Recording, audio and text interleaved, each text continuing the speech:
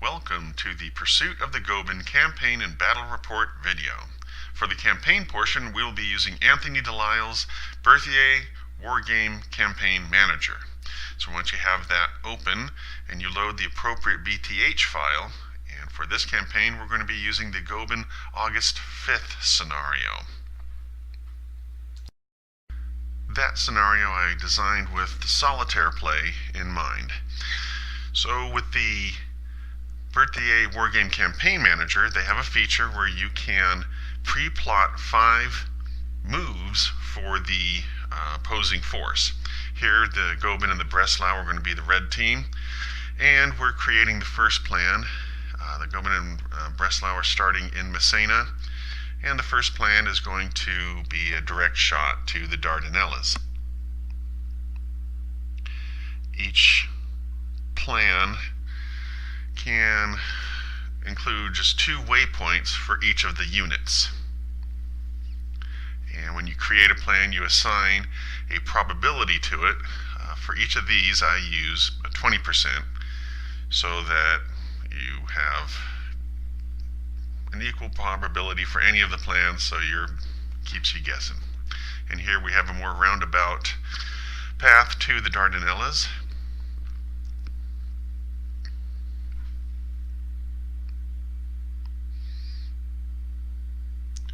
And here for this third plot, we're going to make a run for the Atlantic through Gibraltar.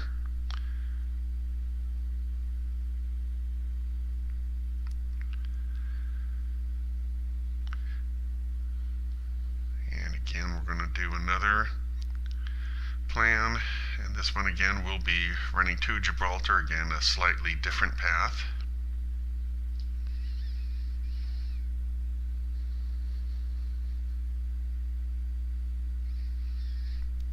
And finally, we'll make a plan for the bombardment of the North African ports.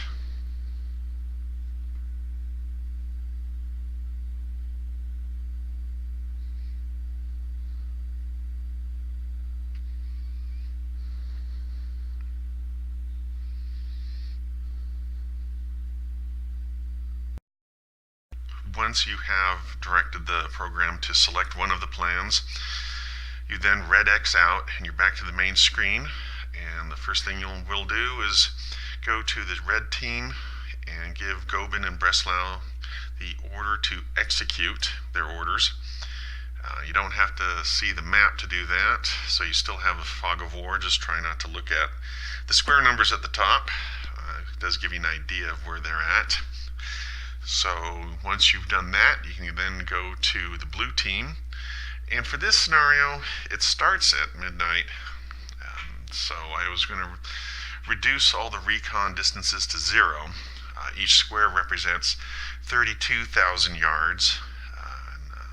On a clear day, a man 100 feet up on a mast can see out 30,000 yards. But with these coal-fired ships, you can see farther. So the longer distance is alright during daytime, but during night I was going to have them with a recon distance of 0, which means they'll have to be in the same square to spot someone. And once we have that done, we can then proceed to giving orders to the blue units. You'll notice that each of the units are an individual ship except for the destroyer flotilla and the French escort fleet. And then there's a unit type, and each of those unit types, it's a speed. So as a ship takes damage, you can go into this editor and change the speed, the unit type, to the appropriate speed. So and then we go into the orders, and we start giving the orders. That's the same as plotting for the army plan. Each unit, you can plot 1 square, and move it 1 square at a time, or you can plot up to 2 waypoints. And then you tell them to, once it's plotted, you execute it. And then like what we were doing with Goeben and Breslau, in subsequent turns you just go into the order and tell them to execute. But each and every turn you do have to give every unit that you want to have do something, you have to give them the execute order every turn.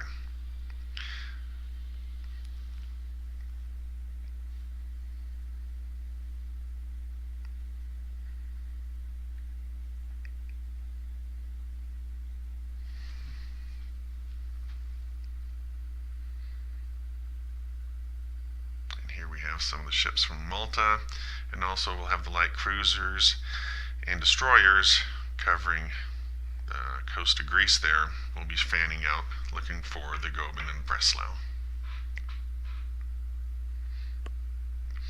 The British ships will not be going through the Messina Channel, as with August 5th, the British were still honoring Italian neutrality, and so they will not be passing through that strait because they're going to maintain the 6 miles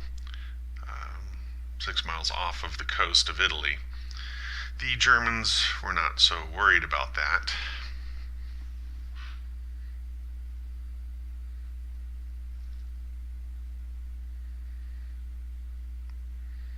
So the 2 battle cruisers are covering Messina, and for the south we've got just the Dublin, who was covering the southern reaches, but the British Admiral Milne was convinced that the Goeben and Breslau were going to make a run for the Atlantic. So we fast forward to the playback, and you can see here the moves as they happen, and we get contact, and that is when we take the game to the table, and we can see that we're going to be using the classic general quarters. There's the British fleet with the Warrior and 9 destroyers, and the Goeben and the Breslau. In the first turn, we've got the Goeben taking a shot and getting a hit on the Warrior, and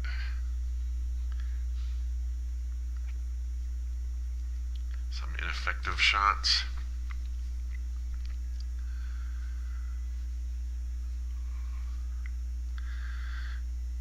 The Warrior taking a shot back, the destroyer is going full speed ahead.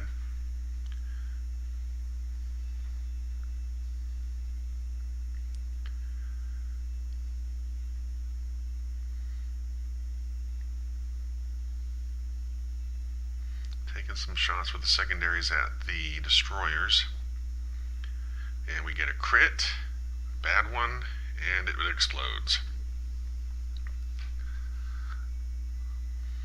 So the destroyers keep steaming ahead. The last one peels off to look for survivors.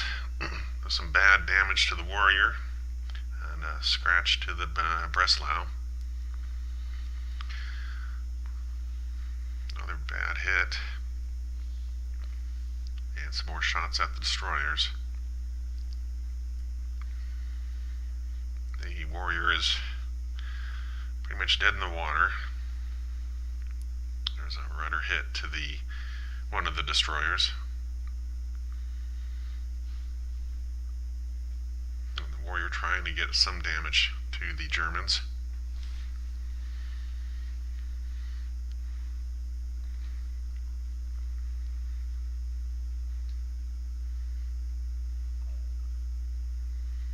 More shots at the destroyers.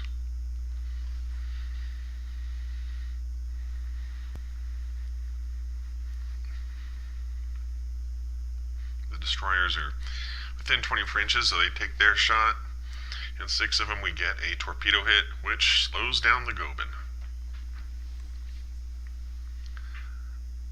So the destroyers continue off the table.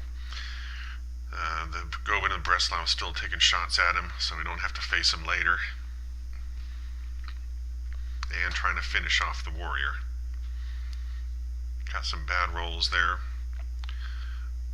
Trying to finish off the Warrior and take off the destroyer that was trying to do the rescue mission.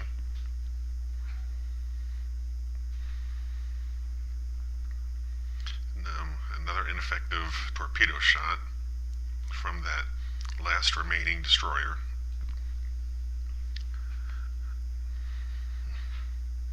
Destroyers are heading off the table, and the Goeben and Breslau are heading off the other direction, trying to finish off the Warrior.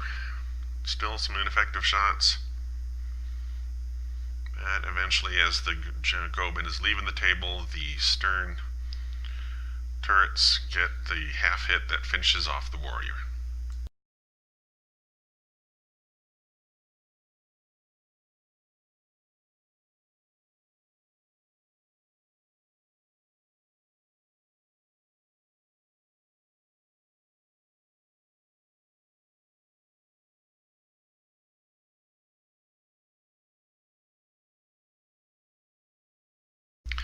So keep an eye out for next week when we see the further adventures of the Goeben and Breslau.